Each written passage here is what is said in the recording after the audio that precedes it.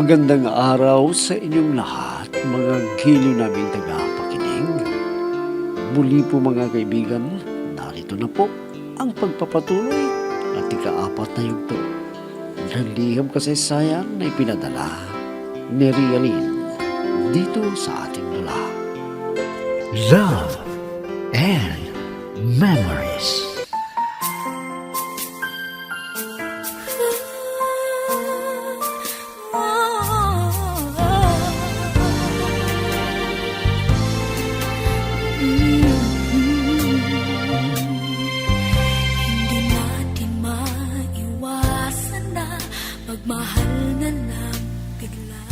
Sinabihan ako ng kapatid ni Don Manolo na huwag ko raw akitin ang kanyang kuya. Kaya lang, nakita siya ni Don Manolo at sinabihan na huwag niyang pakialaman ang desisyon niya. At sa paglipas ng mga buwan, minsan namasyal kami sa tabing dagat at... Alam mo ba, Relly, pag ganitong nandito tayo sa tabing dagat, ang pakiramdam ko ay gumagaan ang aking kalooban. Pwede naman tayong mamasyal dito araw-araw dahil may sasakyan naman kayo na gagamitin. Sabagay, wala naman akong maraming gawain sa opisina dahil may katiwala ako na nag-aasikaso ng aking mga negosyo. Kaya gusto kong maranasan ng maglakad siya dahil ginugol ko ang maraming panahon sa aking mga negosyo. Opo, sir. Kaya kailangan ninyo ang magpahinga. Ipahinga ninyo ang katawan at isipan. Mag-relax kayo para mapakinabangan pa ninyo ang inyong pinaghirapan. Kung gano'n ay araw-araw tayong gagal at pupunta sa iba't ibang lugar na hindi mo pa rin nakikita. Naku, ang swerte ko naman, sir. Kung makapunta ako sa iba't ibang lugar na hindi ko kayang puntahan. Aba, kung gusto mo, isamahan mo akong magbakasyon sa abroad. O ano, pwede ba? Really? Ha? Sir, ang kamay ko po, bitawan ninyo. Huwag ka sanang magagalit sa akin. Pero hindi ko mapigilan ng sarili ko na umibig sa'yo. Sana huwag mong isipin na sinasamantala ko ang pagkakataon. Pero sir, hindi po ako nababagay sa inyo. Baka laitin ako ng kapatid ninyo. Baka sabihin na nagsasamantala ako sa inyo. Huwag kang mag-alala. Hindi ako kayang diktahan ng kapatid ko. Kung ano ang aking desisyon, ay yun ang mangyayari. Kaya pakiusap ang hingin.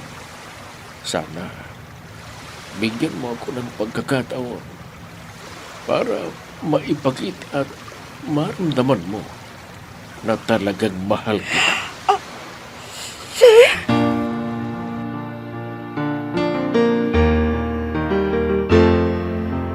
I'm so blessed I have you, 'cause you gave the world to me. You're my inspiration, the perfect one in my life forever. You make my life complete. Ang saya nilang dalawa. Naunahan yata ako ni Sarah. Sana, noon pa nagtapat na ako kay Rialin. Pero ngayon, hindi ko na pwedeng karibalin si Sir. Dahil nahiya ako sa dami ng tulong niya sa aking pamilya. At hindi naman niya ako tinuturing na iba. Hoy, Robio! Sino bang sinisilip mo dyan, ha? Ha? Tingnan ko ka. Ah, Sina Kuya at Rialin. Ang sarap ng kwentuhan nilang dalawa. At nagtatawanan pa. oo nga po, madami. Hindi na malungkot si Sir ngayon. May kausap siya kahit nandito sa bahay.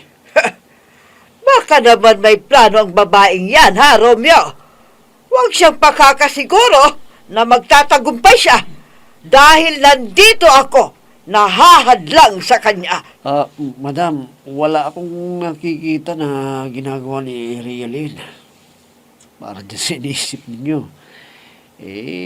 Siyempre, mahihiya rin siya. Dapat lang na mahiya siya, ano. dahil hindi siya nababagay sa kuya ko. Baka sasandal lang sa pader ang babaeng yan kung may kaya ang kuya ko. Siguro naman, madam, hindi magagawa yan ni Rialin. Di ba, sinabihan na ninyo na huwag siyang didikit kay sir? Oo, kaya bantayan mo siyang maigi. Pag nakita mo na iba ang kilos niya, sabihin mo sa akin para mahadlangan ko siya sa balak niya.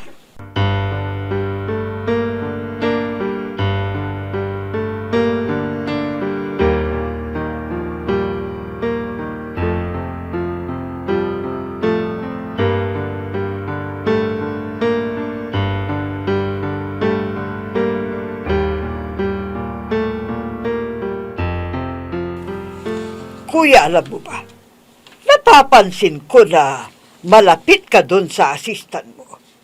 Para bang malambing ka sa kanya. Yan ang gagawin ko. Para kaming nandidiri sa isa't isa. Kung malaya ako, sisigawan ko. Pag may gusto akong ipagawa. Ganon ang ibig mong sabihin. Kaya lang, masyado yata kayong malapit sa isa't isa. Kaya nahahalata ko na lumalapit ka sa kanya. Pwede ba, maming, huwag mo akong pakialaman? Huwag mong pakialaman ang buhay ko. Dahil alam ko ang aking mga ginagawa. Kung ganyan lagi na pinapansin mo ang lahat ng kilos ko, huwag ka nang pupunta rito. Mas kinakampihan mo ang babaeng yon kaysa sa akin na kapatid mo. Ang kapakanan mo lang ang iniisip ko. Baka kung anong gawin niya sa'yo. Huwag mong sagarin ng pasensya ko, mami. Ayokong pinapansin mo ang lahat ng kilos ko. Wala kang karapatan na pakialaman. Ano man ang gawin ko dito sa pamamahay ko, naiintindihan Pero mo? kuya, kailangan na kilatisin mo munang maigi ang babaeng yon bago ka magtiwala sa kanya. Minsan mo nang pinakialaman ang pakikipagrelasyon ko. Bakit mo ako hinahadlangan sa magbibigay ng saya sa akin? Kaya ko ang magdesisyon. Kaya mula ngayon, ayoko nang makita ang pagmumukha mo dito. Sobra kang pakialamera. Lumayas ka dito. Umalis ka na. Kuya!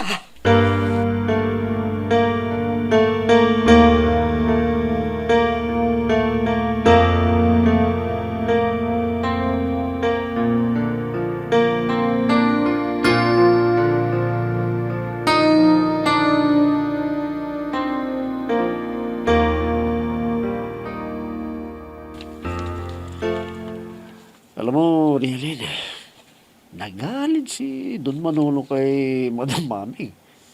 At hindi na siya makakapunta rito. Ha? Bakit naman? Anong dahilan at nagalit si Sir sa kapatid? Nako, alam mo naman sobrang pakialamero yun eh. Hindi man lang papayaan si Sir kung ano yung gusto niya. Lagi niya kasing hinahadlangan eh.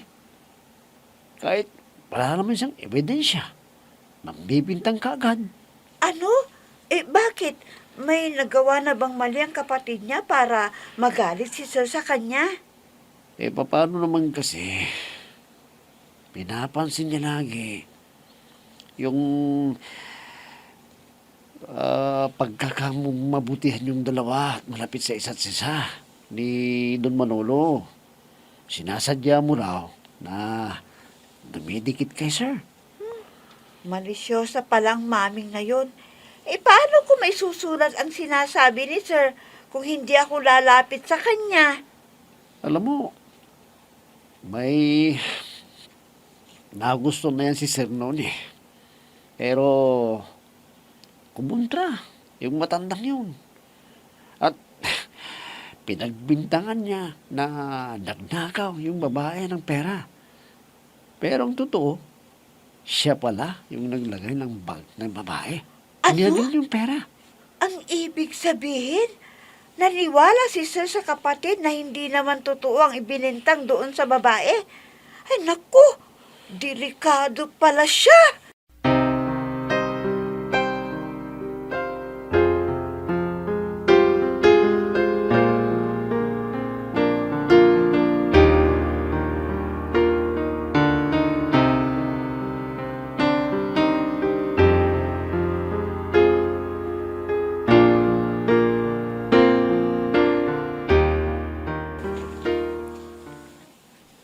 nandito ka pala sa hardin, Realin.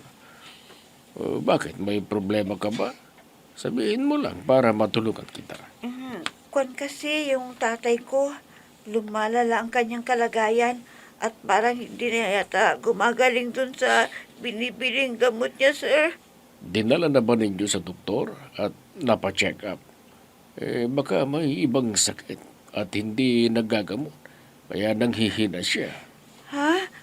Ganun ba yun? Ang mabuti pa ay dalhin natin sa ospital para malaman natin kung ano ang dapat at tamang gamot para sa itay mo.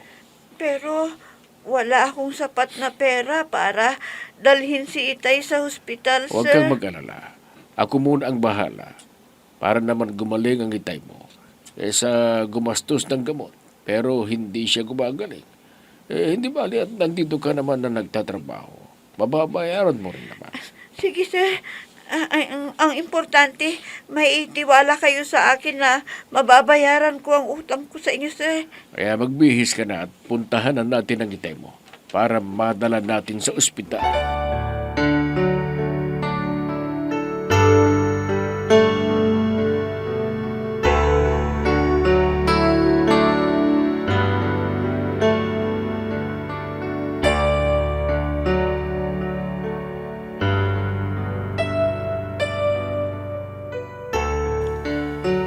Talagang matulungin at maawain sa kapwa ang aw mong anak. Kaya pagbutihin mo ang iyong trabaho, ha? Opo, inay. Alam ninyo, nasabi ko na nanghihina ang Itay kahit na may binibili tayong gamot niya. Yun pala, may iba pang sakit ang Itay. Oo, anak. Mga ilang araw din na mamamalagi dito sa ospital ang itay mo. Kahit ilang araw, inay, basta gumaling lang ang Itay sa kanyang karamdaman. Kaysa nandoon na nakahiga lang, naaawa na ako sa kanya. Napansin ng amo ko yun na malungkot ako. Kaya sinabi ko ang problema ko at agad sinabi niya na dalhin ang Itay sa ospital. Ay, mabuti na lang. At naagapan na lumala ang sakit ng itay mo. Kundi, baka hindi natin siya makasama ng matagal. Kaya nga po, inay, nagpapasalamat ako dun sa amo ko dahil naiintindihan niya ang ating kalagayan at tumulong ka agad kay Itay. Siya ang nagligtas sa buhay ng itay mo. Kaya mamaya ay kausapin ko rin siya para pasalamatan sa malaking tulong na nagawa niya sa itay mo. At Diyos nang bahalang magbigay din ng biyaya dahil sa kanyang kabutihan sa kanyang kapwa na nangangailangan ng tulong. Inay, kayo munang bahalang magbantay kay Itay, ha? Babalik muna ako dun sa amo ko para hindi ko naman mapabayaan ang trabaho ko sa kanya. Sige po, inay. Aalis na po ako.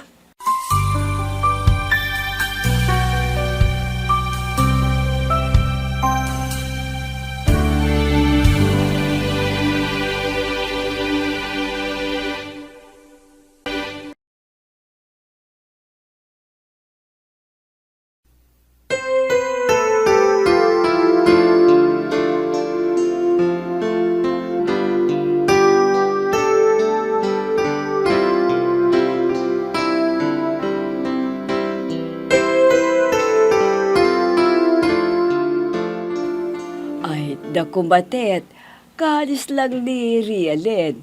Hindi mo na nakausap, hindi bali. Babalik naman siya dito babaya. Kumusta na po ang kalagayan ni Mang Simo?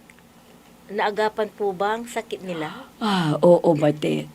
Buti na lang at naisugod agad dito sa ospital.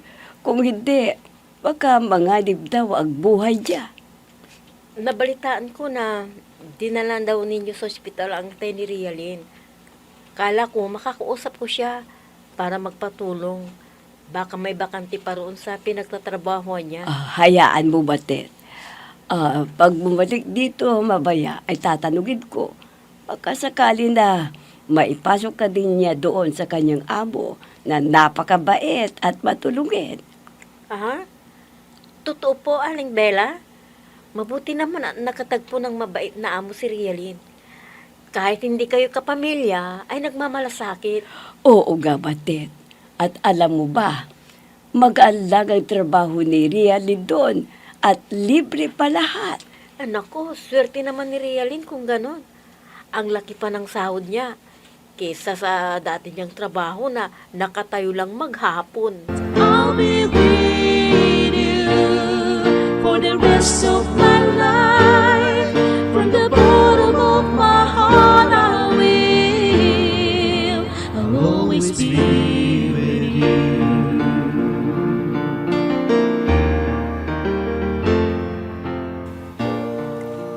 Anak, paano yung mga babayaran dito sa ospital? Wala kayatang ipon. Saan ka kukuha ng pera? Inay, huwag kayong mag-alala. Ako ang bahala. Wala na kayong dapat problemahin. Ang gagawin nyo, alagaan yung mabuti ang itay pag nasa bahay na natin para madali ang kanyang paggaling. Ay, naku anak. Epektibo ang pagpapadala natin dito sa ospital sa itay mo. Dahil sa ilang araw lang ay nakita ko ang pagbabago sa kanyang sakit. At gumagaling na siya anak. At nakakausap ko na siya ng unti-unti. Di gaya nung nasa bahay natin siya. Wala akong maintindihan sa sinasabi niya. Magaling na doktor ang gumamot kay itay, inay. Kaya mabilis ang paggaling.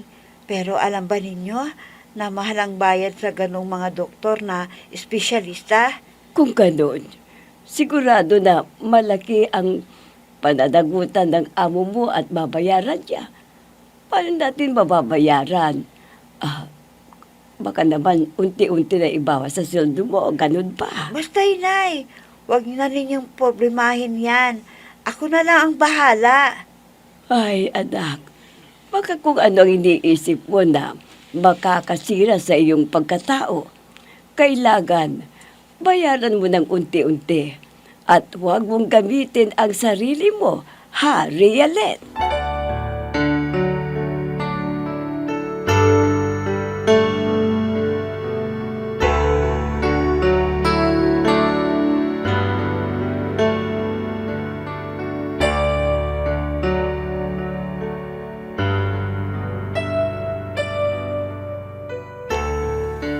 Siguro naman ay wala ka ng problema sa itay mo. At magiging maayos ng ating trabaho, Realin. Opo, sir. Pero papaano pa ang pagbabayad sa mga ginastos ninyo para sa itay ko? Yun kasi ang tinatanong ng inay ko na hindi ko naman masagot ng diretsahan. Sinabi ko na sa iyo, tumutulong ako sa hindi kaya ang magbayad sa pagpapaospital. Kaya wala kang dapat alalahanin. Yun ay tulong ko sa inyo ng pamilya mo dahil hindi ko nakita sa iyo ang pagsasamantala sa aking kabaitan. Kung ganun, sir, gagawin kong sulit ang trabaho ko dahil sa laki ng pinapasweldo nyo sa akin. Alam mo, Rhea, nagagampanan mo ng tamang trabaho mo. Masipag ka. At ang lahat ng itinuro ko sa iyo ay hindi mo nakakalimutan. Ganun po talaga ang ginagawa ko, sir, para maging kontento kayo sa aking pagtatrabaho. Ayoko kasi na pintasan nyo ako sa aking ginagawa. At alam mo ba, sa iyo ko natagpuan ang katangian na gusto ko sa isang babae na makasama ko habang buhay. Pero hindi kita sinisingil sa pagtulong ko na maipagamot ang itay mo.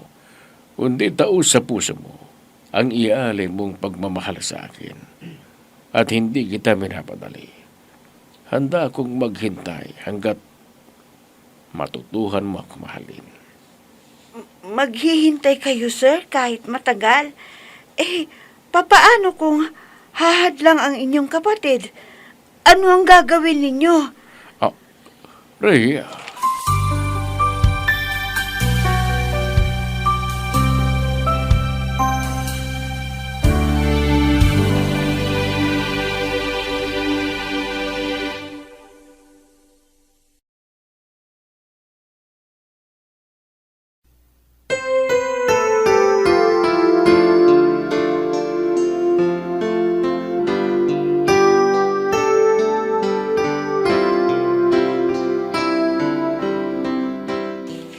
Ano kaya ang gagawin ni Don Manolo kung sakali man nahadlangan siya ni Aling Mameng sa kanyang gusto. Mga kaibigan, huwag ninyong kaligtaang subaybayan ang pagpapatuloy at ikalimang yugto ng liham kasaysayan na ipinadala ni Rialin dito sa ating dulang. Love and Memories. Mga nagbibigay buhay sa ating dula ay sina Mayra Abrihal Narnola, Susan Malikdem, Robert de Guzman, Yehuda Ismael, Eva Alcoriza, Jun Cabato, Ami Diaz, at si Oscar Ora. Technical supervision at musika ni Oscar Ora. Nilapatan ng tunog ni Robert de Guzman. Mula sa panulat at direksyon ni Ami Diaz. Love and Memories. Inihahandog sa inyo ng F3 Recording Studio para sa Pambansang Radyo ng Pilipinas, Bombo Radio, Philippines.